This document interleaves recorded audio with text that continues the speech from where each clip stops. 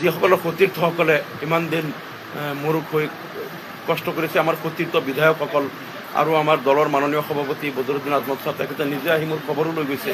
গতিকে তেওঁলোকে যিটো চেষ্টা কৰিছে, আৰু বিশেষকৈ ইয়াতো আছে আমাৰ কেন্দ্ৰীয় কমিটিৰ সাধাৰণ সম্পাদক চম্পকলিতা ডাঙৰীয়া, আমাৰ জিলা কমিটিৰ সভাপতি মতিউৰ ৰহমান চাহাব, জিলা যুৱ মৰ্চাৰ সভাপতি হবিবুৰ ৰহমান চাহাব, বা আমাৰ যুৱ মৰ্চাৰ অন্যান্য কৰ্মকৰ্তাসকল, জিলা কমিটিৰ অন্যান্য নেতৃবৃন্দ আৰু আমাৰ সতীৰ্থ বিধায়কসকল, বিশেষকৈ যুৱ মৰ্চাৰ কেন্দ্ৰীয় সভাপতি আৰু সাধাৰণ সম্পাদক, তেওঁলোকে যিটো চেষ্টা কৰিছে বা ইমান দিন সত্যৰ কাৰণে যিটো ফাইট কৰিছে, মোক ন্যায় দিয়াৰ কাৰণে মই সকলোৰে প্ৰতি কৃতজ্ঞতা জ্ঞাপন কৰিছোঁ।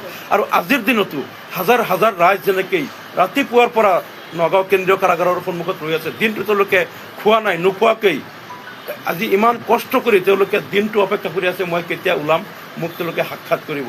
আৰু তেওঁলোকে মোক যিটো উষ্ম আদৰণি দিলে ফুলৰ মাৰে, মই আজি নগাঁও জিলাৰ সমূহ দলীয় কৰ্মী আৰু যি হাজাৰ হাজাৰ জনতা আজি ওলাই আহি আজি নগাঁও চহৰত গোটেই দিনটো লঘোণে ভোকে থাকি অপেক্ষা কৰিলে, মই প্ৰত্যেকক ধন্যবাদ জ্ঞাপন কৰিছোঁ আৰু আপোনালোকৰ জৰিয়তে কৃতজ্ঞতা জ্ঞাপন কৰিছোঁ।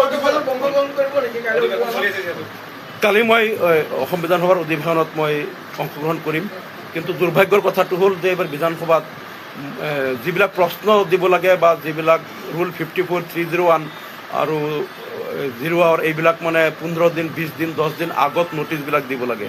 মই আশা কৰিছিলোঁ যে মই যদি আজিৰ পৰা 15 দিন আগত ওলাব পাৰিলোহেঁতেন, তেনেহ'লে বিধানসভাত মোৰ বহুত, আৰু অসম বিধানসভাত যিমান বিলবিলাক আহে, আৰু AUDF দলৰ হৈ প্ৰত্যেকটা বিলৰ এমেণ্ডমেণ্টবিলাক সদায় ময়েই 15 বছৰ ধৰি কৰি আছোঁ, এইবিলাক কামবিলাক কৰোঁ, মই এইবিলাক কৰিব নাপালোঁ। আৰু মই মোৰ যিটো ৰিজলিউশ্যন বা মই নিজেও প্ৰত্যেক বিধানসভাত মই প্ৰাইভেট মেম্বাৰ্ছ বিল ছাবমিট কৰোঁ, আৰু আপোনালোকৰ দুৱা আশীৰ্বাদত অসম বিধানসভাত আটাইতকৈ বেছি ডিভাইচ মোৰ 2011 চনৰ পৰা আজিলৈকে এছেম্বলিৰ ৰেকৰ্ডত যিটো ওলাইছে, আটাইতকৈ বেছি প্ৰশ্ন, আটাইতকৈ বেছি ডিভাইচ 0 আৱাৰ অন্যান্য মোৰ নামত আছে 1937 চনৰ পৰা আজিৰ দিনলৈকে অসম বিধানসভাৰ ইতিহাসত। আৰু সকলোৱে জানে যে মই সকলো ডিভাইচত মই এক্টিভ পাৰ্টিচিপেশ্যন কৰোঁ। আৰু এইবাৰ চৰকাৰে ষড়যন্ত্ৰমূলকভাৱে মোক বঞ্চিত কৰিলে। মোক বঞ্চিত কৰাই নহয়, মোৰ সমষ্টিবাসীক বহুত ক্ষতি হ'ল। এই 6-7 মাহত অসমবাসীৰ বহুত ক্ষতি হ'ল, কাৰণ সমষ্টিৰ উন্নতিৰ কাৰণে মই যিবিলাক প্ৰশ্ন কৰিলোহেঁতেন, সমগ্ৰ অসমবাসীৰ কাৰণে যিবিলাক মই দাবী উত্থাপন কৰিলোহেঁতেন, সেইবিলাকৰ পৰা অসমবাসী বঞ্চিত হৈছে।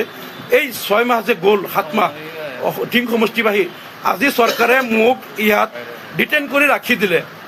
মই অকলে মই চাফাৰ কৰিলোঁ এইটো নহয়, টিং সমষ্টিত এনেকুৱা হৈছে, ইমান গৰমত বহুত মানুহৰ আজি ট্ৰেন্সফৰ্মাৰ এটা যদি তাত হৈছে, এক্সষ্ট হৈছে, এই ট্ৰেন্সফৰ্মাৰটো MLA লিখি দিব লাগে, তেওঁলোকে নাপালে, গৰমত কষ্ট কৰিলে, বহুত ডেভেলপমেণ্টৰ কামত ক্ষতি হ'ল। আৰু এই হিমন্ত বিশ্ব শৰ্মাই এইবিলাক জানি শুনিও যে এজন MLAক এনেকৈ বন্দী কৰি ৰাখিলে লাখ লাখ সমষ্টিবাসীৰো ক্ষতি হয়, জানি শুনিও তেওঁ একমাত্ৰ এইটো কাৰণে কৰিলে যাতে মোৰ মুখ বন্ধ থাকে আৰু তেওঁলোকে যাতে সাম্প্ৰদায়িক ৰাজনীতিটো অনায়াসে কৰিব পাৰে।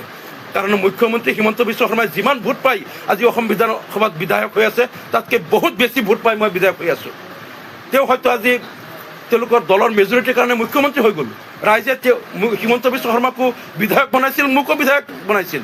তেওঁলোকৰ দলৰ মেজৰিটি আছে, মুখ্যমন্ত্ৰী হৈ গ'ল। আমাৰ মেজৰিটি থাকিলে আমিও চৰকাৰ কৰিলোঁ হয়, কিন্তু মুখ্যমন্ত্ৰী হিমন্ত বিশ্ব শৰ্মাতকৈ বহুত বেছি ভোট পাই মই নিৰ্বাচিত হৈছিলোঁ। তাৰপিছতো এই জনমতক, আমাৰ সমষ্টিবাসীৰ এই জনমতক তেওঁ বৃদ্ধাংগুষ্ঠ দেখুৱাই মোক ডিটেইন কৰি তেওঁ দেখুৱাই দিলে যে মই অসমৰ ডন হয়, মই অসমৰ মুখ্যমন্ত্ৰী নহয়, মই ৰজা, মই যি ইচ্ছা তাকেই কৰিব পাৰোঁ, নিৰ্দোষী মানুহ এজনক ডিটেইন কৰি থৈ দিব পাৰোঁ, কোনেও মোৰ একোডাল কৰিব নোৱাৰে। মানে তেওঁ এইটো বুজাই দি হৈছে মই অসমৰ ডন হয়, মুখ্যমন্ত্ৰী নহয়, ডন, মই ৰজা হয়। গতিকে এই কথাবিলাক মই অসমবাসীৰ আদালতত বিচাৰ দিলোঁ। অসমবাসী ৰাইজে নিশ্চয় 2026ত তাৰ যোগ্য প্ৰত্যুত্তৰ দিব।